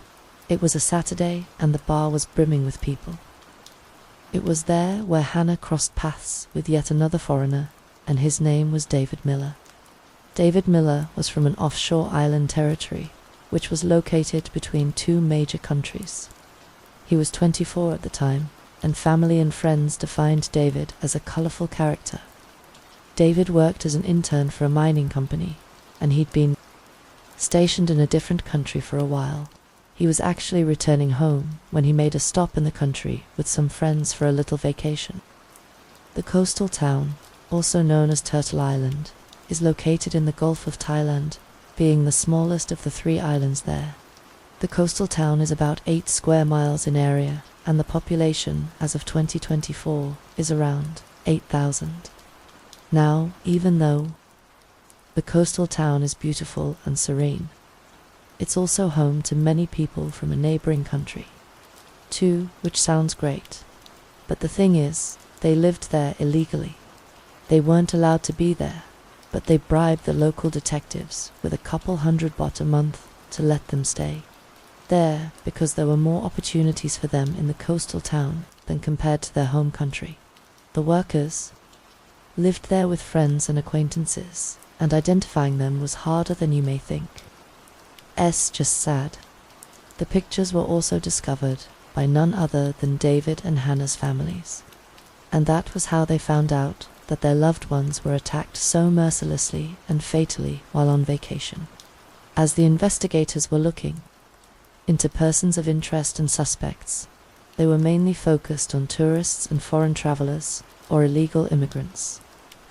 The police spokesperson claimed that locals couldn't commit such a gruesome crime, and these detectives were laser-focused on any and every local. They questioned everyone, and they suspected anyone except the locals. Hannah and David's friends were also questioned. Other foreigners were questioned, and this debacle even led to a manhunt for a British foreigner who was David's roommate. Now, I don't know why or how, but the investigators were convinced that David's roommate was responsible for the crime. The detectives called it a crime of passion because they thought that the roommate was interested in David. But when he saw David with Hannah, he lost control of his anger and took his life. Well, as quickly as this theory was conjured up, it came crashing down because there was literally no evidence whatsoever to support this claim, and the British tourist was finally free to go. The police, in the meantime, also conducted mass DNA testing in which swabs were taken from almost 200 island locals. What was interesting was that most of the people the investigators focused on, though, were illegal immigrants. Now, they were still considered locals, because they'd been here for so long, but they were in fact living here illegally after all this time. But regardless, after the photos of the crime scene at the coastal town got leaked onto social media, people all over the world were terrified, and this was a really bad thing for the touristy island. The officials wanted the case to be solved quickly so that the news would quiet down and it could save the island's reputation. After all, if word gets out that Turtle Island is now being called Death Island, well, that wouldn't be good for the tourism business. So, the police were racing to get this case closed as quickly as possible. And for some context, the country's main source of income comes from tourism. So this incident was a blow to the island's reputation and image in the eyes of the international community. Who would want to visit an island where murderers were still on the loose and killing tourists? Probably no one. This was why the local police chief was on the Prime Minister's speed dial in the weeks following the tragic event. The Prime Minister of the country at that time would call the police chief almost daily for updates on the investigation and whether or not the killer or killers had been reprimanded yet. The Prime Minister was breathing down the neck of the police officers, and they had to solve this case quickly. Well, the investigators did the most obvious thing that they could have done, and they checked CCTV footage of the bar and the neighboring areas. Now, you would think that on an island like the coastal town, where no crime had taken place in the last 8 years, there would be tons of security cameras everywhere, and there were, but most were not working, and the ones that were working, well, let's just say the detectives didn't bother to check every single one of them, but they did check a specific camera near the bar. The footage showed 3 men riding a motorcycle to 7-Eleven on the same night that Hannah and David were fatally attacked, where they bought cigarettes and beer and then headed for the beach. These 3 men were identified as a man named Jin, a man named Cho, and a man named Lo, and they were all illegal immigrants. The investigators finally had a lead, so they first questioned Jin, and he said that he had driven the 2 guys before leaving them and taking his motorcycle somewhere else, and this was all before the murders. Jin then said that when he came back home, he found the 2 guys asleep. The next day, the police questioned Cho, and strangely, the investigators were more interested in how he got to the coastal town illegally than the murder of David and Hannah. But he did have a permit to work on the island. But despite this, Cho was still an illegal immigrant. Because of this, he was arrested and the motorcycle was seized too. The second man, Lo, was nowhere on the island. The detectives thought that he had fled by boat. So the police tracked him down, and finally, on October 2nd of 2014, Lo was also arrested. The main suspects in David and Hannah's murder were Cho and Lo. Jin was not suspicious to the police since he left the two guys before the murders took place. So in the police's minds, no one knew what Cho and Lo were up to when they were left alone.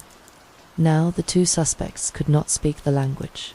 So the police, instead of calling official interpreters, relied on local food vendors to understand what these guys were saying. This was basically how they communicated. The investigators would ask questions in the local language, and the local food vendor, who knew the language, would relay the information in the neighboring country's language to the suspects, and then they would answer back. Well, let me just say, this was not the most reliable method to question murder suspects. But the detectives got what they wanted. They had a confession. Cho and Lo had attacked and subsequently murdered David and Hannah. This confession was enough for the investigators to arrest the two men. Music finally, there was a break-in. The case, 2 arrests had been made, and the government couldn't have been happier at how the police handled everything. According to the police, Cho and Lo saw David and Hannah getting cozy with each other at the beach, and this was when they launched an attack on the 2 unsuspecting tourists. The investigators even claimed that the DNA found on Hannah's body, cigarette butts, and murder weapons matched the suspects. To add to it, David's missing cell phone was also found in Cho's home. The detectives even forced the suspects to reenact the entire scene in front of the media. Now, you would think that these men were responsible for Hannah and David's murders, since there was a solid DNA match, according to the police. But when a lawyer from a neighboring country visited the suspects in jail, he took one look at the men and his rage for the investigators consumed his entire body. The men were beaten black and blue. Cho and Lo retracted their statements and confessed that the murder confession had been forced out of them. They'd been subjected to terrible abuse by none other than the local police, who not only beat them every day, but left them in a freezing room without clothes. They even went as far as threatening to use other inhumane torture methods on them if they didn't confess to the crime. Residents also came forward, and they looked just as miserable. The police were terrible towards these illegal immigrants, and they treated them like actual garbage. Many residents also showed signs of abuse following the mass DNA testing, and this should really put into perspective how the police felt about illegal immigrants. Hence why they were so focused on them being the murderers from the get-go, even though they had no reason to suspect that the crime had been committed by someone who wasn't a legal resident. It gets you wondering, are the people in jail right now really murderers? Or is it just the local investigators pinning the crime on immigrants from a neighboring country to hide who really drove Hannah and David to their untimely ends? There was a lot of speculation and anger coming from the world. First of all, everyone thought that the local detectives were using Cho and Lo as scapegoats for David and Hannah's murder. The whole instance, when the suspects were forced to reenact the murder in front of the media, was met by severe backlash from people all over the world, because it was just weird. The police chief blatantly denied abusing Lo and Cho during the investigation, even though there was irrefutable evidence that proved this was a lie. The country's National Human Rights Commission wanted to look further into these allegations, but the police didn't show up at the scheduled meetings, even when they were called 4 times.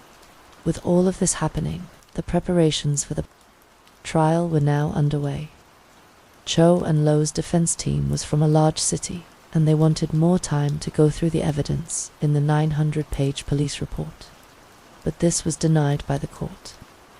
So, you can tell that the defense literally had no time to prepare for how they were going to represent their clients, who people were very quickly realizing weren't the ones who actually killed David and Hannah. To add to the oddness, the 900-page report wasn't even given to the defense until the trial had already begun.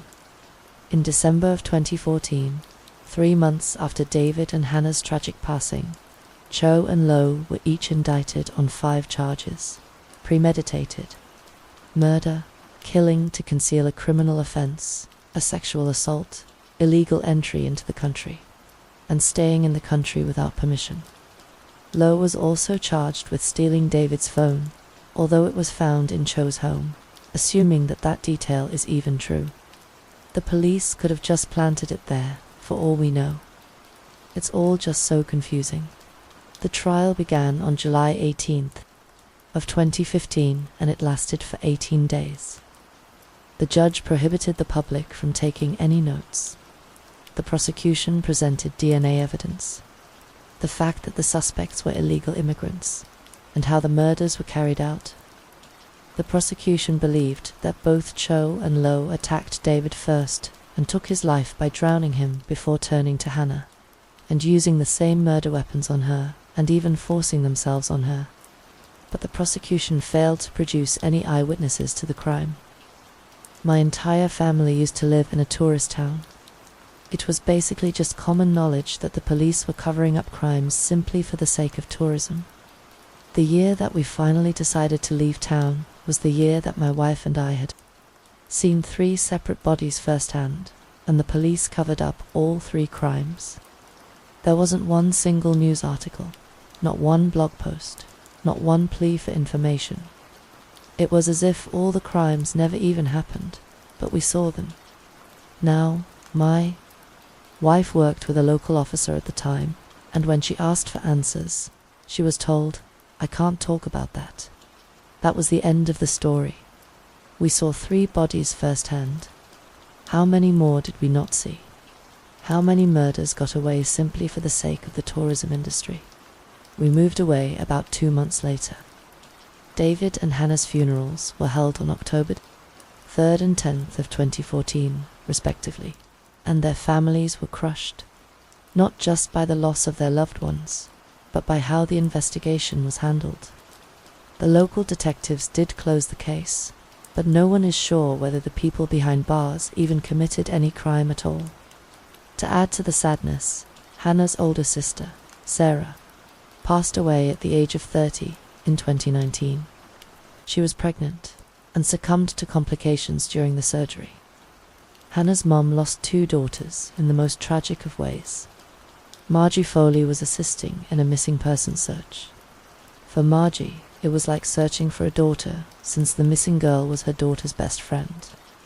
The search for a girl named Lily was on, but something wasn't right because the search was conducted only by locals. There was no police officer in sight. The search was focused on the area where Lily's car was found. A large, remote park, an expansive and remote park surrounded by construction sites and wooded areas. Margie and another searcher passed by a rainwater drain just feet from where Lily's car was found, and something stopped them dead in their tracks. The smell, it was horrible. Other people passing by this seemingly simple manhole also smelled the same thing. So, they did what they thought was best at the time. They called the police. Surely, they take care of things from here, right? But when the police arrived, they took one look at the drain, rolled their eyes, and coldly dismissed the people who were searching for Lily. The police had already searched this area with sniffer dogs, and now people had called them here, wasting their time, all for nothing. So that was that. The drain wasn't looked into, and nothing came of it. That was until 3 years later, when a retired detective would stand in the same spot and order the area to be excavated. And when that happened, nothing was ever the same again. Music, welcome to our channel. If this is your first time here, I'm your host, I post new true crime documentaries every single week. So, be sure to hit subscribe to stay up to date with all my latest cases. It's completely free. Lily Jane Stevens was born on March 31st, 1997, in a large city. Her parents, Sarah and Robert, also had 2 more children, a boy named Sam and a girl named Hannah. At the time of the case, Lily was attending a high school. Now, a large city is not known for being a safe area whatsoever, but this was the place that Lily called home. As years passed by, Lily's parents ended up getting divorced, and Sarah married a man named Kevin. But this change didn't alter Lily's life trajectory too much, and she quickly grew close to her new stepdad and welcomed him into the family. They had a really good relationship, and Lily was transitioning just fine into her new life. Lily was known for having a fiery personality. Nothing would ever get in the way of her doing whatever she wanted to do, and one thing she wanted to do was become a cosmetologist. She was well on her way to doing this, but by 2015, she'd hit a bit of a roadblock. By now, Lily was 18, and as any newly turned adult, she wanted independence. So, she moved out of her parents' home and went to live with her grandparents, but would occasionally stay with friends for extended periods of time. Seems pretty clear that for one reason or another, while her home life was supposedly great, something was brewing and Lily wanted out. This leads us to the aforementioned roadblock that popped up in her life. Lily, desperate to get out of her parents' home, soon fell into the habit of partying and staying out late into the night. She even started skipping school at one point. Lily was going through a rebellious phase in her life, and even though her family was not happy about this sudden change, they still wanted Lily to find her way back. But unfortunately, Lily would never get that chance. On October 21st, 2015, Lily skipped school, and 2 days later, she attended a party sometime in the evening, but she didn't tell her family where she was going. This party led to something terrible and tragic happening to Lily. The next day, when Lily came back home, she was not herself. She was very shaky and frightened, and when her stepfather asked Lily what had happened, she couldn't keep it in anymore. Lily tearfully told Kevin that she was taken advantage of at the party, and to make matters worse, Lily claimed that there were 4 men involved in this horrific act, and these evil young men had filmed the whole thing. Just hearing about this makes me so far beyond furious. I can't even imagine the emotions that Kevin must have felt after hearing this news coming from his daughter. The first step, according to Kevin, was to inform the police, and he was right. Lily listened to him, but first she wanted to sleep on it for a bit, so that's what she did. Lily later claimed that she had threatened 2 of the wrongdoers, that she would report the assault to the police. Now, this sounds like a bit of an or else statement, but it's not clear what exactly Lily wanted from them. The most obvious assumption was that Lily wanted them to delete any evidence that the assault ever took place, particularly the video footage, but this is just a guess. Whatever the case may be, Lily went to her grandparents' house after this conversation with Kevin and the threats against her assaults, where she just tried to relax, build up her strength and courage, and just get her head together. She spent the whole day with her grandparents, and in the evening at about 7:50 p.m., she texted Kevin that she was ready to report the attack to the police and she wanted him to go with her, to which Kevin obviously agreed. She waved goodbye to her grandparents, who were unaware of what Lily was fighting on the inside, and she drove away towards her mom's home. But Lily never arrived there. That was sadly the last time that Lily was even seen, and Kevin and Sarah got extremely worried very quickly. After not hearing from Lily for several hours, Kevin and Sarah were naturally terrified. This wasn't like Lily, and considering the events that had just unfolded in her life, they were beside themselves, scared and confused about what to do next. Obviously, Lily was shaken up by the incident, but nothing suggested that she would. do something reckless, like running away or worse. So Sarah and Kevin tried calling Lily multiple times, but she didn't pick up. Everyone was worried sick for Lily. She didn't come back home or to her grandparents' house or even to the police station. So where was she? Well, the next day, on October 24th, Lily's brother Sam got a call, and it was from Lily. Sam remembered Lily sounding very out of it, like she was disoriented. And when he asked where she was, Lily answered that she was outside of his house. But when Sam went outside, he didn't see anyone. Sam said that Lily also sounded panicked and that she didn't seem like she fully knew where she was.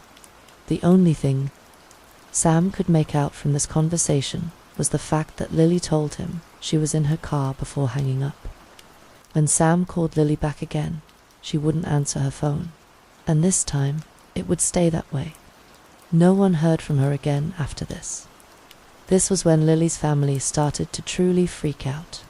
Her radio silence, the strange phone call, and how Lily sounded in that phone call with her brother. Something was seriously wrong. This was when Lily's parents went to the police, but not to report what had happened to Lily at that party. No, now they were forced to report Lily missing. Music, the police, hearing that Lily was 18 and rebellious, immediately listed her as a runaway. The police, seemingly completely unbothered by the fact that an 18-year-old girl had just gone missing, instructed the parents to wait an additional 12 hours before they would officially begin an investigation. Well, when Lily's parents realized that the police weren't going to do anything, they made flyers for Lily and went door to door, asking anyone and everyone for help. It wasn't until 3 days later that something was discovered. On October 27th, abandoned car was discovered by a security guard of a large park. The park is located in the western part of the city, and the area is somewhat remote. It was a wooded area surrounded by lots of construction.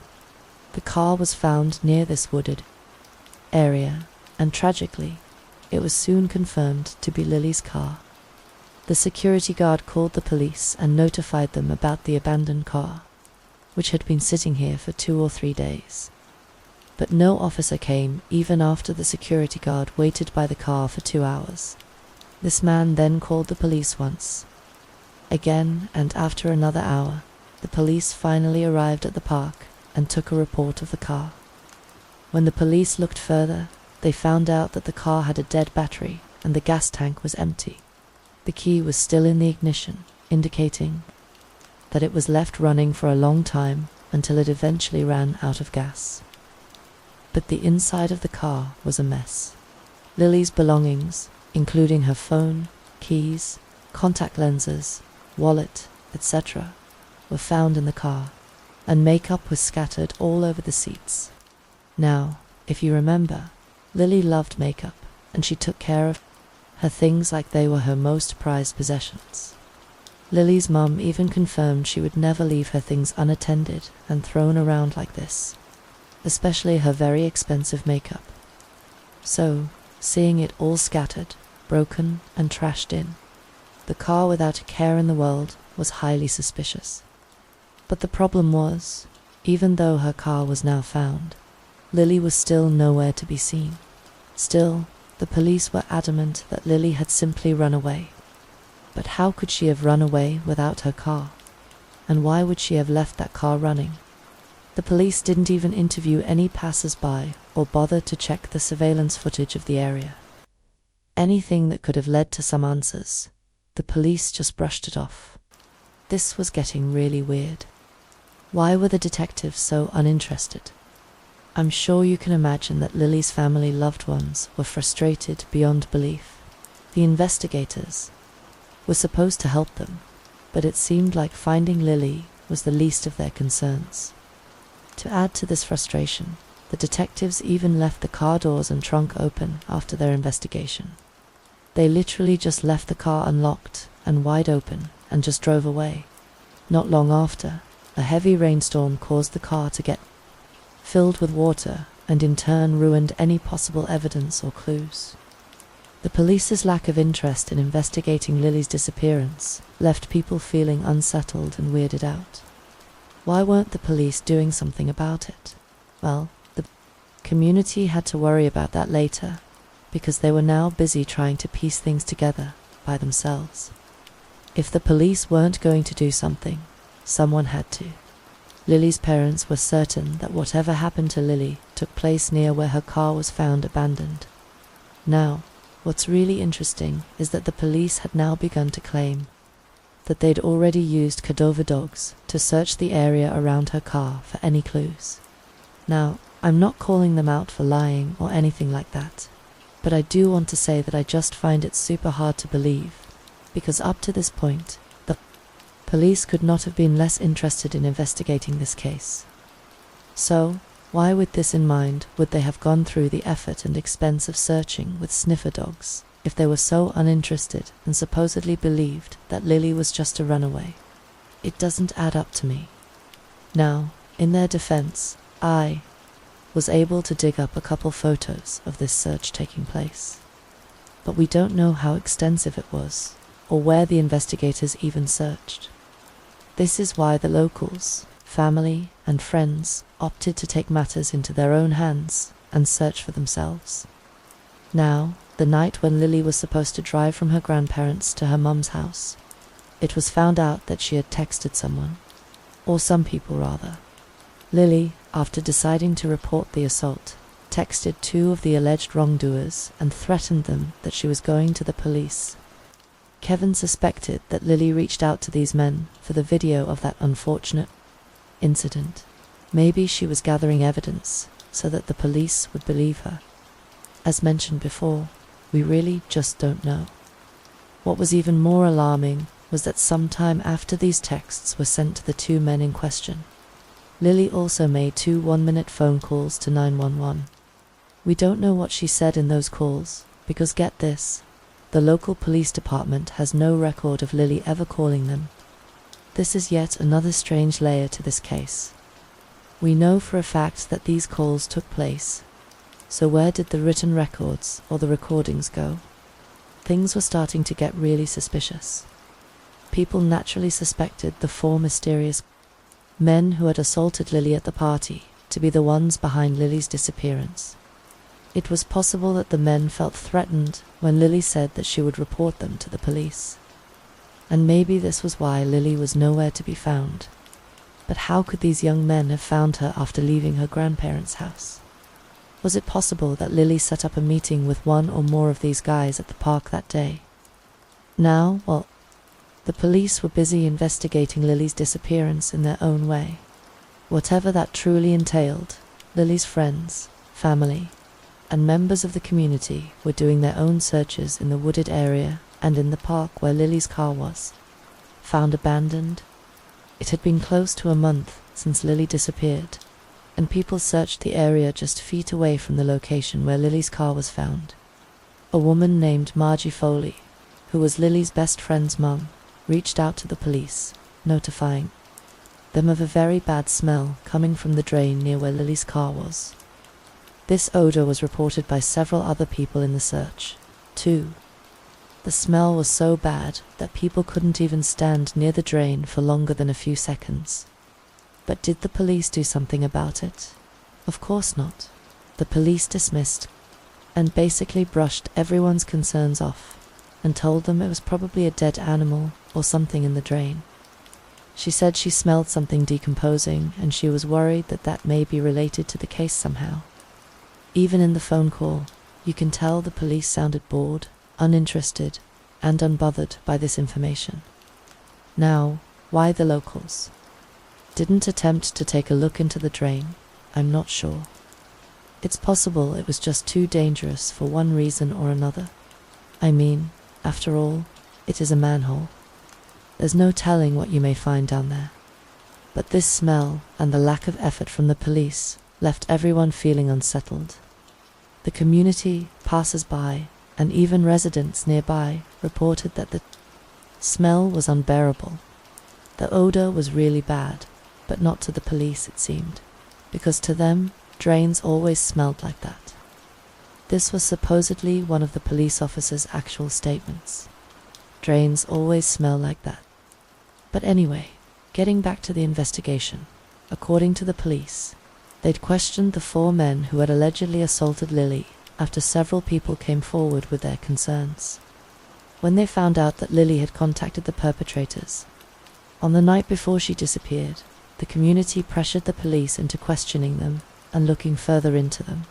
Well, the police did question them, but they only questioned them on a surface level and didn't even conduct cell phone searches.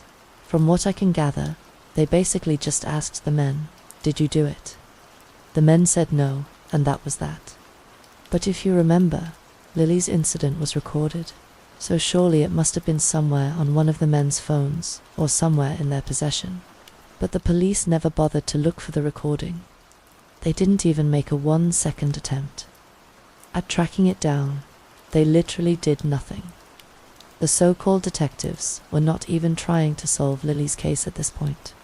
They were incompetent and unbothered from the start, which is just infuriating. It's so hard to imagine being in Lily's parents' shoes. They wanted answers. They were trying to find them on their own, and law enforcement was doing nothing. Even though it's literally their job to solve crimes and to help make the city a safe place for its residents. But having been a previous resident of a neighboring town in that area, that's pretty much the city in a nutshell. The crime there is unreal. Unbelievably, 2 years went by and there were still no answers for where Lily had gone. The case had essentially gone cold and there were no leads, no progress. Nothing. Music, the Stevens family eventually announced a $50,000 reward for any clues or credible information on Lily and her disappearance, but it led them nowhere. Lily's family even made an appearance on a talk show in December of 2017 in hopes of getting Lily's disappearance and the progress of the case out there. Lily's parents were heartbroken and put off by the police's efforts to solve Lily's case. Lily wasn't the type of girl to just run away. I mean, sure, she wasn't in the best place at the time of the case, but she had plans for the future, and she was trying to get back on her feet. It's just so heartbreaking to see Lily's parents go through all this turmoil while reeling from their daughter's disappearance, and all those unanswered questions looming over their heads like some sort of terrifying monster. Seeing all of this, Lily's family hired a private investigator, a man named Joe. Now, if you're in the true crime niche, then you might know this name. Joe was the private investigator in a different mysterious case, too, which is just as mysterious and eerie. He'd worked on that case for more than 12 years and has over 4 decades of experience under his belt. Lily's family was relieved that her case was in good and capable hands. Joe was the first person to actually interview the security guard. At a large park, the same man who discovered Lily's car abandoned near that wooded area. The police didn't even question this guy in the first place as a witness. That's how unbothered the local police department really was. The security guard, whose name was Mark, told Joe that he had seen Lily at the park before and that he'd seen her with a man about 3 different times. The man and Lily seemed close, and they would occasionally hug and kiss each other, too. The man was found out to be Lily's boyfriend, Stephen. When the investigator reached out to Stephen, he corroborated meeting Lily in that park multiple times. He also claimed that Lily came to see him the night that she disappeared. So, this proved that she wasn't in fact meeting one of her attackers. There, it was quite the opposite. Stephen remembered that Lily seemed upset and just lost. She wasn't shaky or impaired or anything, but she didn't look like her normal self either. According to Stephen, Lily looked concerned, like she knew something bad was going to happen. It's unclear if Stephen knew about Lily getting attacked the night before or not, but either way, Stephen was ruled out as a suspect because he, like Lily's friends and family, was genuinely worried about her, and he had an airtight alibi. Even though Joe was a seasoned investigator, Lily's case eventually led to another dead end 3 years after her disappearance. Everyone strongly suspected the four men involved in Lily's alleged assault, but their identities were never made public. But in 2018, almost 3 years after the disappearance of Lily, the case was picked up by another detective, a retired police officer. The retired police officer was actually a retired police officer, and like everyone else except the local police department, he thought Lily's case was very bizarre. He went back to the place where Lily's car was found abandoned. On May 24, 2018, the retired police officer made his way to a large park and he went to the nearby sewer. The drainage system had a manhole cover on the ground, and once the lid was lifted, you could see a ladder going down to a narrow pipe. At the end, the pipe was barely a foot or so wide, and it was about 80 feet deep. Now, Lily was very petite, but it wouldn't have been very hard to crawl into that narrow pipe. Regardless, the retired police officer had his sights set on this drainage system, and it didn't look like something he could just brush off. So, he called in his team, and the 80 feet long pipe was poked and prodded, and 70 feet in, the prods hit something. It was an obstruction.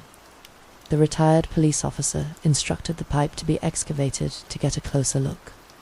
The pipe was dug up soon after, and when the detective looked in from the back end of the pipe, skeletal remains were found in this narrow drainage pipe. Everyone's worst fears were close to coming true.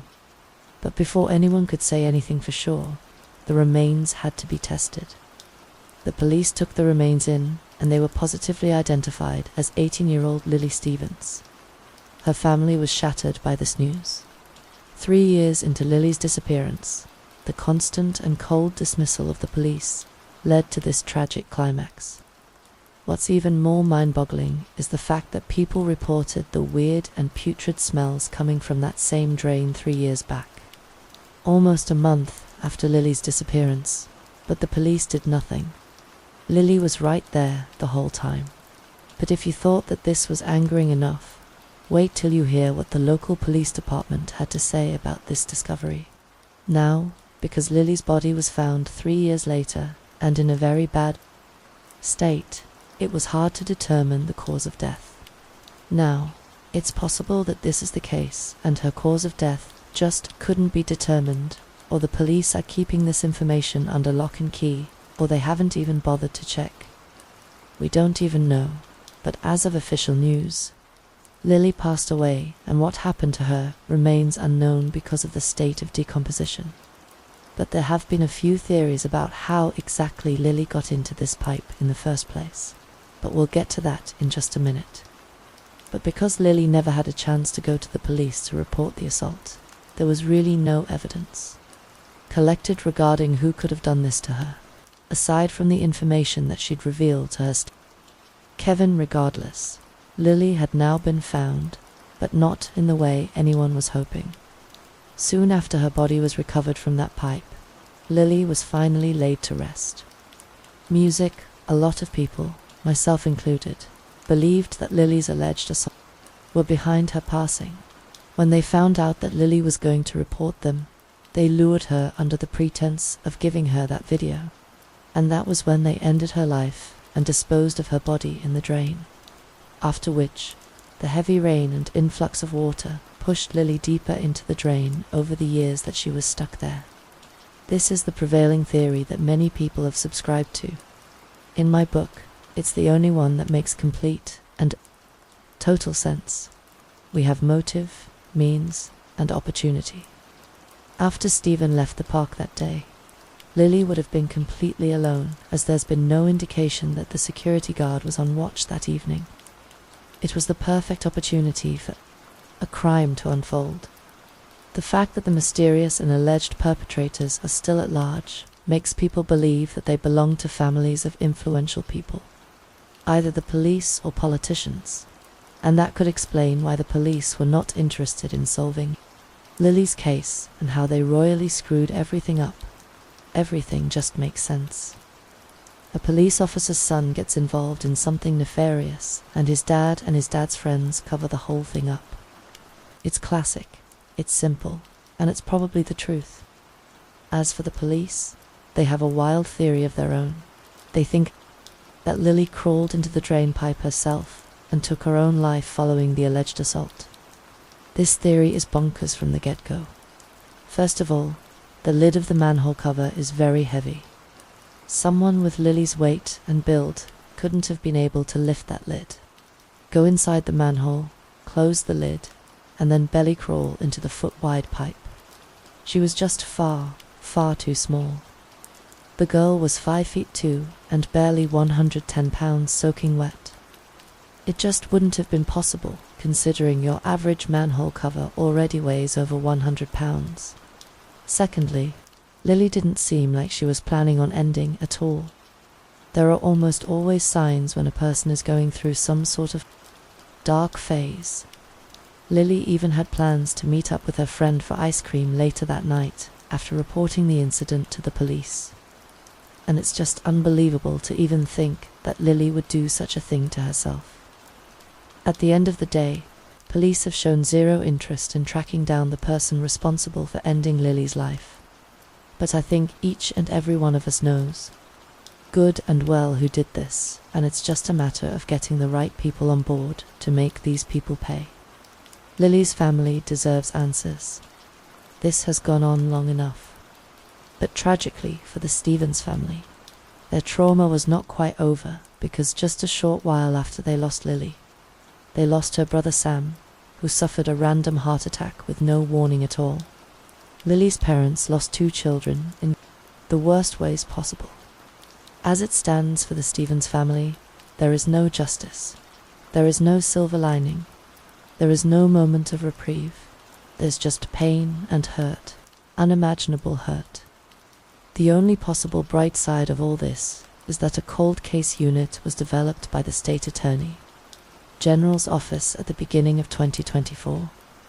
There's been no word about any progress in Lily's case since this task force was formed, but they have confirmed that they are working on her case. I just hope that with enough time, enough hope, and enough prayers that Lily's family will get the closure they need. And may the person or people responsible for this young girl's torment one day face the full, undiluted wrath of God.